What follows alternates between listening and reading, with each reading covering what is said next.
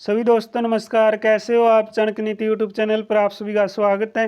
तो आइए दोस्तों हम next previous year question paper करते हैं। तो ये आज का हमारा 12वां क्वेश्चन पेपर है। उससे पहले हमने 11 क्वेश्चन पेपर किए हैं, तो अभी तक आपने नहीं देखे तो ज़रूर देखिए। हमने एचएससी सॉलिड क्वेश्चन पेपरों के नाम से अलग से प्ले लिस्ट बनाई हुई है। आप सीरीज के अंदर इन क्वेश्चनों को अच्छी तरीके से प्रैक्टिस कर सकते हैं। आपका नेक्स्ट एग्जाम में यहाँ से एक अच्छा बेस बन जाएगा। तो आज का पहला क्वेश्चन देखते हैं फिर। जिस प्रकार ब्रिज में डी साइलेंट होता है तो बी किसके अंदर साइलेंट मिलेगा? चार ऑप्शन आपको दिए गए। तो सीधा आपको आंसर पे नहीं कूदना है, क्योंकि डाउट के अंदर सभी जानते हैं बी साइलेंट होता है। तो ब्रिज को एक बार चेक करेंगे, ब्रिज को बोल के देखेंगे डी साइलेंट होता है, लिखा जाता है इसमें डी, ठीक है, लेकिन बोला नहीं जाता। लेकिन सभी वर्डों को हम चेक करेंगे। अपसेंट को बोलिए तो अपसेंट, ठीक है, यानी बी बोला जाता है। असबैंड को बोल के देखेंगे, इसमें बी बोला जाता है असबैंड। तो सुभाष को बोल के देखेंगे सुभाष, सुभाष के अंदर भी क्या बोला जाता है? बी बोला जाता है। लेकिन डाउट के अंदर क्या है? बी लिखा जाता है, बोला नहीं जाता। इसी प्रकार ब्रिज में डी लिखा जाता है, बोला नहीं जाता। तो नेक्स्ट क्वेश्चन है, जिस स्थान पर मेट्रो रेल सुविधा नहीं है वो स्थान कौन सा है? तो दिल्ली झज्जर के अंदर मेट्रो सुविधा नहीं है। दिल्ली फरीदाबाद के अंदर भी है, दिल्ली गुरुग्राम के अंदर भी है, और दिल्ली के साथ कौन सा स्थान जुड़ा हुआ है? दिल्ली समेरपुर बादली के अंदर भी है। नेक्स्ट क्वेश्चन है हमारा मैथ का, इसको आप निकाल के देखिए। सभी साथी अगर आप सीक्वेंस में जुड़े हुए तो आप कॉपी पेन साथ में लेके बैठा करेंगे। हम कॉपी पेन साथ में लेके बैठेंगे तो आपको रीजनिंग और मैथ के क्वेश्चन स्वयं प्रैक्टिस करने होते हैं। कुछ क्वेश्चन मैं बता देता हूँ, कुछ क्वेश्चन आपने, ताकि आपकी यहाँ पर बेहतरीन तैयारी हो जाए। तो ये क्वेश्चन आपने निकाल के देखना है, वैसे सीधा टिक नहीं करना। तो नेक्स्ट क्वेश्चन बिल्कुल सिंपल है, इसको भी आप निकाल के देखिए। तो नेक्स्ट क्वेश्चन आता है हमारा बिल्कुल सिंपल, ये भी आपने निकाल के देखना है। इसमें व्यास पूछा है। तो भारतीय राष्ट्रीय कांग्रेस की पहली अध्यक्ष पूछा कौन है? तो कौन थी भाई? Any Besant. कौन थी? एनी बिसेंट भारतीय राष्ट्रीय कांग्रेस की पहली अध्यक्ष बनी थी। नेक्स्ट क्वेश्चन है, केएमपी का पूरा नाम बताइए। तो केएमपी का पूरा नाम क्या था? कुंडली मानेसर पलवल। तो जूही नहर कहाँ से गुजरती है, कहाँ से निकलती है, कौन से जिले से निकलती है भाई? भिवानी से निकलती है। कौन से जिले से निकलती है जूही नहर? भिवानी से। नेक्स्ट क्वेश्चन है, तो ये भी रीजनिंग का क्वेश्चन है, बिल्कुल सिंपल है, कुछ नहीं करना होता है इसमें, इनका स्थान बदलना होता है और आप फिर बिल्कुल अच्छी तरीके से सोल्व कर पाएंगे। कोई आपको दिक्कत नहीं होने वाली, ठीक है। इसको भी आप अच्छी तरीके से निकाल पाएंगे, उम्मीद करता हूँ। तो नेक्स्ट क्वेश्चन आता है, तो नेक्स्ट क्वेश्चन हमारा हरियाणा जीके का। तो इमलोटा भिवानी जिले में आता है, सभी जानते हैं। तो यहाँ पर फाल्गुन मास में किस देवता का भारी मेला लगता है? तो फाल्गुन मास में इमलोटा स्थान पर किस देवता का मेला लगता है? तो श्री हनुमान का मेला भरता है। तो ये कहाँ पर है? भिवानी जिले के अंदर है इमलोटा। फाल्गुन मास में मेला लगता है, नोट कर लें। नेक्स्ट क्वेश्चन है हमारा मैथ का क्वेश्चन आ गया, ये भी आप स्वयं निकाल के देखिए। तो नेक्स्ट क्वेश्चन आता है हरियाणा जीके का। तो शिल्पकारों का मेला किसको कहा जाता है? सूरजकुंड क्राफ्ट मेले को कहा जाता है। कहाँ पर लगता है ये? फरीदाबाद के अंदर लगता है। तो गोलब का मैदान कहाँ पर है? गोलब का मैदान कहाँ पर है? फरीदाबाद के अंदर है, सभी जानेंगे आप। और यहाँ पर क्या है? बड़खल झील है, सभी जानते हैं। बड़खल झील 1947 में बनी है, ठीक है। यहाँ से कुछ क्वेश्चन इंपॉर्टेंट होते हैं जो मैंने आपको बता दिए। वैसे बहुत से प्रश्न बनते हैं, सभी क्वेश्चन हम अलग से जो वीडियो बनाएंगे। अगर आपको वीडियो चाहिए फरीदाबाद संबंधित तो वीडियो आप देख भी सकते हैं। हमने 22 के 22 डिस्ट्रिक्ट करवाए हुए हैं, आपको सभी क्वेश्चनों का पता लग जाएगा। तो नेक्स्ट क्वेश्चन आता है, तो हीरे की निम्न में से कौन सी विशेषता क्रेट में अभिव्यक्त की जाती है? तो किसके अंदर की जाती है? वजन के अंदर, ठीक है। तो वजन के अंदर इसकी विशेषता बताई जाती है कैरेट में। तो ये इंपॉर्टेंट है। साइंस के जितने भी प्रवेश एग्जाम के क्वेश्चन है अच्छी तरीके से आपने देखने हैं और याद कर लेने हैं। नेक्स्ट क्वेश्चन है, निम्न में से किसका उपयोग विस्फोटक के रूप में किया जाता है? तो किसका उपयोग विस्फोटक के रूप में किया जाता है? बारूद के रूप में किया जाता है। तो नाइट्रोग्लिसरीन का, किसका? नाइट्रोग्लिसरीन का प्रयोग क्या किया जाता है? विस्फोटक के रूप में किया जाता है। तो नेक्स्ट क्वेश्चन है हमारा मैथ का क्वेश्चन आ गया, इसको भी आप अच्छी तरीके से निकालिए। नेक्स्ट है, सामान्य गेंगा किसके अभाव में होता है? तो सामान्य गेंगा है किसके अभाव में होता है? किसकी कमी से होता है सामान्य गेंगा? आयोडीन की कमी से। नेक्स्ट क्वेश्चन है हमारा मैथ का, इसको भी आप निकाल के देखेंगे, ठीक है। इसको भी आप अच्छी तरीके से निकालिए। इन क्वेश्चनों को आपने वैसे छोड़ना नहीं, कहीं सोचो कि सर वैसे करवा रहा है, आप इनको छोड़ सकते हैं, ठीक है। मैं आपकी प्रैक्टिस चाह रहा हूँ। अगर आप साथ में पूरी पूरी वीडियो देखेंगे तो ये रीजनिंग और मैथ के क्वेश्चन आप स्वयं सोल्व करेंगे। यहाँ से आपको एक अच्छी उम्मीद जगेगी, क्योंकि सेम क्वेश्चन नेक्स्ट एग्जाम में आते हैं। तो कहीं ना कहीं इनका कॉन्सेप्ट आपको पता लगेगा और आपका एक अच्छा बेस बनेगा। तो उत्तरी गोलार्ध में 21 जून को इसके लिए जाता है। तो किसके लिए जाता है भाई? उत्तरी गोलार्ध में 21 जून। तो किसके लिए जाएगा ये? दक्षिणी आयन के लिए। किसके लिए? दक्षिणी आयनात के लिए। ठीक है, किसके लिए जाएगा भाई उत्तरी गोलार्ध में 21 जून को? तो ये दक्षिणी आयनात। ठीक है, तो ब्रेक्सिट का संबंध बताइए। तो ब्रेक्सिट का संबंध पूछा इसने, किससे हो जाएगा? यूरोपीय संघ छोड़ने के लिए ब्रिटेन में किया गया मतदान किससे संबंधित हो जाएगा? यूरोपीय संगठन को छोड़ने के लिए ब्रिटेन में किया गया मतदान, जो वोट किए जाते हैं ब्रिटेन में यूरोपीय संघ को छोड़ने के लिए, उसका संबंध किससे हो जाएगा? ब्रेक्सिट से। नेक्स्ट है, खिलाफत आंदोलन का हरियाणा में विरोध कैसे हुआ? तो कैसे हुआ था बताइए भाई? स्कूलों में पढ़ाना छोड़कर, सरकारी पदक लौटाकर, खिलाफत कमेटी बनाकर, ये सभी यानी सभी प्रकार के काम किए गए थे, तभी क्या है? असहयोग आंदोलन यानी खिलाफत आंदोलन का विरोध हुआ है। तो नेक्स्ट क्वेश्चन आता है, नए केंद्रीय कैबिनेट में स्मृति ईरानी की जगह HRD का मंत्रालय अब किसको सौंपा गया? प्रकाश जावड़ेकर को। ठीक है, ये पिछला करंट का क्वेश्चन है, इसको आप चेक कर लीजिए। ठीक है ना, अब किसके पास ये मंत्रालय है? 1857 की क्रांति में हरियाणा के वीरों की पराजय का क्या कारण था? तो 1857 की क्रांति में जो हरियाणा के वीर थे उनको हारने का क्या रीजन रहा है? अन्य रियासतों से सहयोग नहीं मिला, ये बात बिल्कुल सही है। शस्त्र पर्याप्त मात्रा में नहीं मिलना, ये भी बात बिल्कुल सही है। एक नेतृत्व न मिलना, ये भी बात सही है। अप्रयोगित सभी यानी सभी कारण रहे हैं जो वीरों के हमारे हरियाणा में हारने के रहे हैं 1857 की क्रांति में। होली से 15 दिन पूर्व कौन सा त्यौहार मनाया जाता है? तो होली से पहले कौन सा त्यौहार आता है भाई? फाग त्यौहार। कौन सा आएगा? फाग त्यौहार। तो मैथ का क्वेश्चन आ गया आगे, इसको आप सोल्व कर लीजिए। तो नेक्स्ट क्वेश्चन देखते हैं हमारे। तो नेक्स्ट ये भी मैथ का है, इसको भी आप निकालेंगे, 25 नंबर क्वेश्चन। ठीक है, इसके आप रकम चेक कर लेना। तो नेक्स्ट आता है साइंस का क्वेश्चन, बिल्कुल अच्छा प्रश्न है। वनस्पति द्वारा शोषण किया गया आंतरिक पानी इसके माध्यम से हवा में छोड़ा जाता है। तो किसके माध्यम से छोड़ा जाएगा भाई? पत्ते की ऊपरी सतह के माध्यम से वनस्पति द्वारा शोषण किया गया जो अतिरिक्त पानी है, यानी जो अतिरिक्त पानी उन्होंने लिया है, तो वो किसके माध्यम से हवा में छोड़ेंगे? पत्ते की ऊपरी सतह पर वो पानी आ जाएगा, उसके माध्यम से बाहर चला जाएगा। तो बिजली के बल्ब का आविष्कार किसने किया? 1879 में किया गया था बिजली के बल्ब का आविष्कार। तो थॉमस ने किया। किसने किया?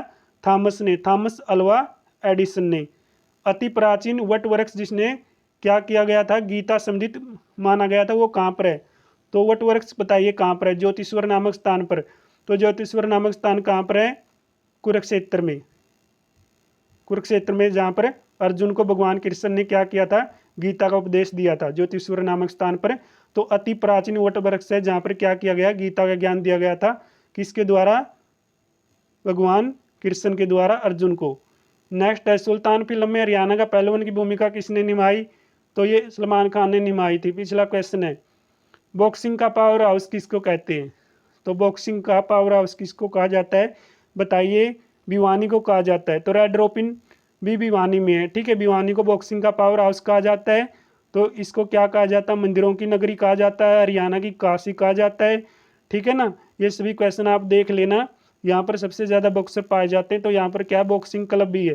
तो आपसे पूछे बॉक्सिंग क्लब कहाँ पर है, तो आप क्या जवाब देंगे? भिवानी के अंदर है। तो नेक्स्ट आता हमारा सोनीपत। तो सोनीपत के अंदर क्या क्या चीज़ें हैं नोट करें, इंपॉर्टेंट है। एक तो चाकोर पर्यटन स्थल है। कौन सा पर्यटक स्थल है? चाकोर। ठीक है, चाकोर पर्यटक स्थल। और एक यहाँ पर क्या है, इसको क्या कहते हैं? एजुकेशन नगरी के नाम से जानते हैं, साइकिल नगरी के नाम से जानते हैं, अनेक उपनाम है, आप सभी जानते होंगे इनके बारे में। तो रोहतक के बारे में भी आप पढ़ चुके होंगे, सिरसा के बारे में पढ़ चुके होंगे, सरस्वती नगरी, गेहूं की कटोरी, वनों की नगरी। ठीक है, नेक्स्ट क्वेश्चन है, जो क्रिस्टियानो रोनाल्डो है, ये फुटबॉल का खिलाड़ी है, तो ये कौन से देश का है? पुर्तगाल से संबंधित है। तो इन्होंने हाल फिलहाल में संन्यास का ऐलान किया है। तो पंडित जसराज का संबंध कहाँ से था बताइए भाई? हिसार से संबंधित थे। चिपको आंदोलन किससे संबंधित हो जाएगा? वन संरक्षण यानी वनों को बचाने से संबंधित है चिपको आंदोलन। तो नेक्स्ट क्वेश्चन आता है, तो ये आ गया, जिस सरकल्ला में कितने आर्ट हैं, यानी कौन सी सरकल्ला बनाई गई है? एक ऐसी सरकल्ला बनाई गई है जिसमें ये पूछा है कि कितने आर्ट हैं, जिसके बाद क्या है? 6। तो 8 के बाद क्या होना चाहिए? 6 होना चाहिए। ठीक है, और पहले क्या होना चाहिए? 1 होना चाहिए। पहले क्या होना चाहिए? 1 होना चाहिए। चलो चेक करते हैं एक बार। ठीक है, ट्राई करके देखते हैं, ये रीजनिंग का बिल्कुल सिंपल प्रश्न है। तो 8 हम लिख लेंगे, जिसके बाद क्या हो जाएगा 6 हो जाएगा, उससे पहले क्या हो जाएगा 1 हो जाएगा। तो चेक करेंगे 8 से पहले, तो 8 से पहले एक तो ये हो गया, ठीक है, और उसके बाद क्या है 8 से पहले एक ये हो गया, 8 से पहले एक ये है, 6 ये, यानी 1 और 2, ठीक है। और चेक करते हैं और तो नहीं है यहाँ पे, तो और तो नहीं है क्योंकि 8 से पहले 6 आएगा, 1 नहीं है, तो 8 से पहले 1 दिया गया लेकिन यहाँ पर 6 नहीं है, यानी 2 हमारा राइट आंसर हो जाएगा। तो हरियाणा में सर्वप्रथम रेलगाड़ी कहाँ चली भाई, तो हरियाणा में सर्वप्रथम यानी सबसे पहले रेलगाड़ी कहाँ पर चली थी ये, दिल्ली रेवाड़ी के अंदर, ठीक है, दिल्ली रेवाड़ी में सबसे पहले रेलगाड़ी चली। नीचे कमेंट बॉक्स में बताएंगे हरियाणा में सबसे पहले जो रेलगाड़ी चली वो कब चली है। नेक्स्ट क्वेश्चन है, ये रीजनिंग का क्वेश्चन है, इसको आप निकाल के देखिए, ठीक है, बिल्कुल सिंपल है। अगर आपको इनके स्थान का पता है कि आर कितने नंबर पे आता है, पी कितने नंबर पे आता है, तो आप इनको अच्छी तरीके से सोल्व कर लेंगे, कोई ज़्यादा आपको दिक्कत नहीं होगी, ठीक है। तो नेक्स्ट करते हैं जो हमारा, तो नेक्स्ट क्वेश्चन है, रोलेट एक्ट का विरोध 1919 में हुआ, सभी जानते हैं। तो सबसे पहले कहाँ पर विरोध हुआ था, अम्बाला में। तो सर्वप्रथम विरोध कहाँ पर हुआ, अम्बाला में। अरावली का गोल्फ मैदान मैंने बता ही दिया, फरीदाबाद के अंदर है। तो पानीपत के बाहुली में कौन सा कारखाना लगता है, तेल शोधक का कारखाना। सूर्योदय का मतलब बताइए, यानी सबकी उन्नति। सूर्योदय का मतलब क्या होता है, सबकी उन्नति, यानी सबका कल्याण होना, भला होना। तो नेक्स्ट है, विद्युत शिक्षा न ग्रहण करने पर किस लोक गायक पर शोध कार्य हुआ। तो किस पे शोध कार्य हुआ था, पंडित लक्ष्मीचंद, अनपढ़ थे लेकिन इन पे क्या हुआ था, लोक गायक पर शोध कार्य हुआ है, तो इनका नाम था पंडित लक्ष्मीचंद। तो भारतीय संविधान का कौन सा भाग राज्य के निर्देशक सिद्धांतों को बताता है, भाग नंबर 4 में राज्य के निर्देशक सिद्धांत बताए गए हैं, जो आयरलैंड नामक देश से लिए गए हैं। कौन से देश से लिए गए हैं, आयरलैंड नामक देश से। तो आकाशवाणी रोहतक की स्थापना कब हुई है, बिल्कुल सिंपल है, 8 मई 1976 को। बाकी 3 समूह दिए गए हैं, तो बाकी 3 समूह में से संबंध न रखने वाले का हमने चयन करना है। तो कौन सा है भाई, इंच, फुट और यार्ड, यानी हमारा मीटर अलग हो जाएगा। तो मीटर क्या है, हमारा आंसर हो जाएगा। बाकी 3 समूह क्या है, आपस में मिलते हैं लेकिन एक का इनमें संबंध नहीं है, तो हमने बता दिया मीटर का इनका संबंध नहीं रहेगा। तो समाज सुधारक पंडित बस्तीराम का जन्म कहाँ पर हुआ है, खेड़ी सुल्तान। तो खेड़ी सुल्तान कौन से जिले में है, ये नीचे कमेंट बॉक्स में बताइए, खेड़ी सुल्तान कौन से डिस्ट्रिक्ट में पड़ता है। नेक्स्ट क्वेश्चन आता है, तो नेक्स्ट क्वेश्चन है ये रीजनिंग का, ये भी बिल्कुल सिंपल है, ठीक है, ये आप निकाल के देखना, बिल्कुल सिंपल क्वेश्चन। तो नेक्स्ट करते हैं, खेल नीति 2015 में खिलाड़ियों को कौन सी सुविधाएं दी गई। तो सभी प्रकार की सुविधाएं मिली थी, आपके सामने है, पिछला करंट का क्वेश्चन है, ठीक है। तो भगत एवं संगीत के सूरदास का संबंध बताइए भाई, कहाँ से था, नीचे कमेंट बॉक्स में बताइए। इनके समकालीन पूछे, अकबर और जहांगीर थे, अकबर और जहांगीर, ठीक है। इनकी 3 रचना थी, सुर सुरावली, साहित्य लहरी और सुरसागर। तो इनके नाम से हरियाणा सरकार साहित्य सुर सम्मान भी देती है। कब ये जारी हुआ था, 2006 में। तो नेक्स्ट है, यहाँ से हमारे इंग्लिश के क्वेश्चन शुरू हो गए, ये आप देख लेना, ठीक है। इंग्लिश भी इंपॉर्टेंट है, कहीं ना कहीं इंग्लिश में आप पीछे रहते हैं तो प्रवेश एग्जाम की तो कम से कम करके जा सकते हैं। तो नेक्स्ट क्वेश्चन आता है, नीचे दिए गए प्रश्नों के उत्तर चुनकर लिखिए। 55 और 56 इनमें से शुद्ध वाक्य बताने हैं, यानी 55 से लेकर 56 तक जितने हमारे क्वेश्चन होंगे वह सभी क्या हो जाएंगे, शुद्ध वाक्य से संबंधित हो जाएंगे। सीता खाना खाती है, यानी ये ठीक है, सीता खाना खाता है, सीता क्या है, स्त्रीलिंग है, तो खाना खाता ये हमारा गलत हो जाएगा। तो ए हमारा इसमें सही जवाब है, यानी सीता खाना खाते, ये भी गलत है, सीता खाना खा रहा है, ये भी गलत हो जाएगा। तो नेक्स्ट भी हमने शुद्ध बताना है। हम मैदान में खेलता है, क्या कभी आपने सुना है कि हम मैदान में खेलता है, ये आपने सुना नहीं होगा। हम मैदान में खेलते हैं, यानी सभी क्या करें, मैदान के अंदर खेलते हैं, ये सही जवाब हो जाएगा। तो नेक्स्ट क्वेश्चन है, 57 से लेकर 58 तक इसमें क्या बताया गया है। तो इसमें बताया गया है कि आपने विशेषण बनाने हैं, यानी विशेषण बनाने होंगे हमें, जैसे कि दया का क्या आएगा, दयाहीन आएगा, या दयापन आएगा, या दयान आएगा। तो क्या आएगा, दयालु, यानी क्या विशेषता बन जाएगी, दया, दयालु। तो नमक का बताइए, तो नमक का हो जाएगा नमकीन, क्या हो जाएगा, नमकीन। नेक्स्ट क्वेश्चन है, निम्न पदबंध के लिए एक शब्द लिखना होता है, तो जो आवरण बनाता है वो क्या होता है, सुनार, क्या बनाता है, आवरण सुनार बनाता है। नेक्स्ट है, तो इसमें डाई में इसको हिंदी में कहते हैं, तो डाई को क्या लिखते हैं हिंदी में, तो डाई को ऐसे लिखा जाता है, ठीक है, यानी 2 से 1/2 को कैसे लिखते हैं, इस तरीके से हिंदी में लिखते हैं डाई, ठीक है, डे आ, ये ई हमारी, ठीक है, इमली वाली। नेक्स्ट है जिस प्रकार, सॉरी दोस्तों, जिस बाजार में केवल 2 ही फर्म होते हैं तो उसे क्या कहते हैं, तो उसे क्या कहेंगे, उसे कहेंगे हम द्विआधिकार। क्या कहेंगे, द्विआधिकार। तो नेक्स्ट है बाहरी डाटा इसमें संग्रहित किया जाता है, तो बाहरी डाटा इसमें संग्रहित यानी इकट्ठा किया जाता है बाजार पूर्वानुमान फाइल। क्या बोलते हैं, बाजार पूर्वानुमान फाइल। नेक्स्ट है सरल सहबंध में शामिल होने वाले 4 की संख्या पूछा है इसने, ठीक है। तो सरल सहबंध में शामिल होने वाले चारों की संख्या बताइए, क्या होती है भाई, चारों की संख्या यानी वेरिएबल्स की संख्या पूछा है इसने, कितनी हो जाएगी, तो कितनी है इसमें 2 हो जाएगी, ठीक है। कितनी बताया है, 2। नेक्स्ट है अधिकार का प्रतिनिधित्व इसमें जुड़ा होता है, तो अधिकार का जो प्रतिनिधित्व करते हैं इसमें क्या जोड़ते हैं, वो प्रबंधन नियंत्रण। क्या जोड़ते हैं, प्रबंधन नियंत्रण। नेक्स्ट क्वेश्चन आता है, तो मुझे आवाज़ बताइए वीडियो में क्लियर है या नहीं है, क्योंकि साथ साथ में कई बार आवाज़ कट हो जाती है तो आपको समझ में नहीं आती है। निम्न में से कौन एमबीओ का लाभ नहीं है, तो निम्न में से कौन सा एमबीओ का लाभ नहीं होगा, तो कौन सा नहीं होगा, योजना और बगैर सफलता। कौन सा नहीं है, योजना के बगैर सफलता क्या है, एमबीओ का लाभ नहीं है। इसके उपयोग के लिए वेतन दिया जाता है, तो किसके उपयोग के लिए वेतन दिया जाता है, अगर आप मेहनत करेंगे तो आपको क्या मिलेगा, वेतन मिलेगा। क्या मिलेगा, वेतन मिलेगा। यानी अगर आप श्रम करेंगे तो आपको क्या मिलेगा, मेहनत करने से वेतन प्राप्त होगा।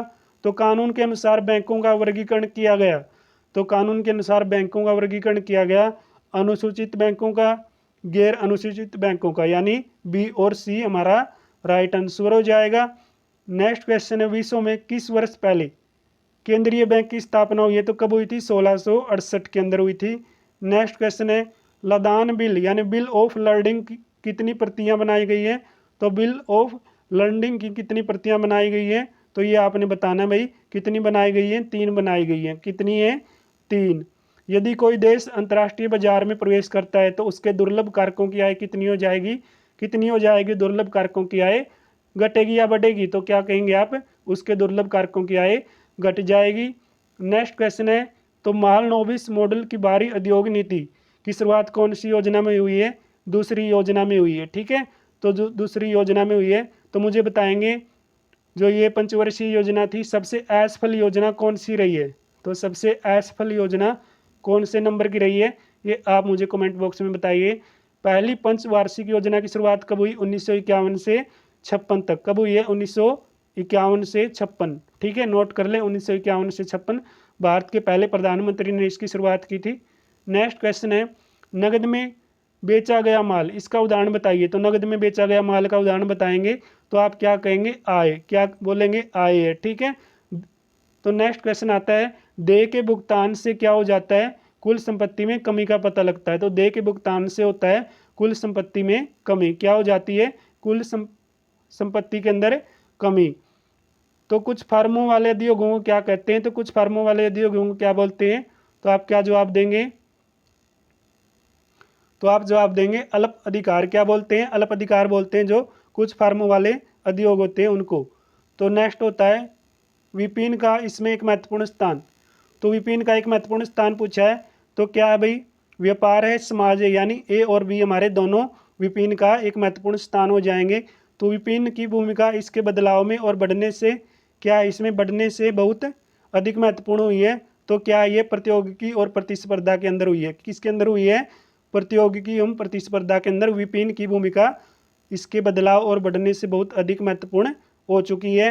नेक्स्ट क्वेश्चन है, तो नेक्स्ट क्वेश्चन इसमें दिया गया है अल्पावधि वित्त का उपयोग किसके लिए होता है, तो अल्पावधि वित्त का उपयोग बताइए किसके लिए होगा, तो इसमें बताएंगे आप दीर्घकालीन उद्देश्य, किसके अंदर, दीर्घकालीन उद्देश्य के लिए, किसमें, दीर्घकालीन उद्देश्य के लिए, यानी दीर्घ जो बड़ा कालीन उद्देश्य बनेगा उसके लिए उपयोग होगा।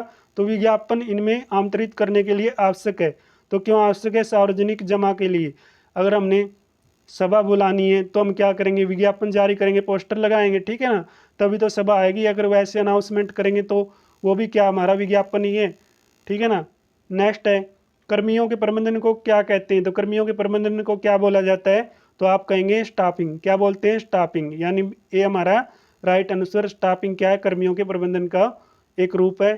तो हमने आज के सेट के इंपॉर्टेंट क्वेश्चन आपके साथ डिस्कस किए। तो आप मुझे नीचे कमेंट बॉक्स में ज़रूर बताइए आज की वीडियो आपको कैसी लगी। अगर आज की वीडियो में आपको कुछ कमी दिखी है तो नीचे कमेंट बॉक्स में आपने ज़रूर बताना है। तो मिलते हैं दोस्तों नेक्स्ट वीडियो में, तब तक जय हिंद जय भारत।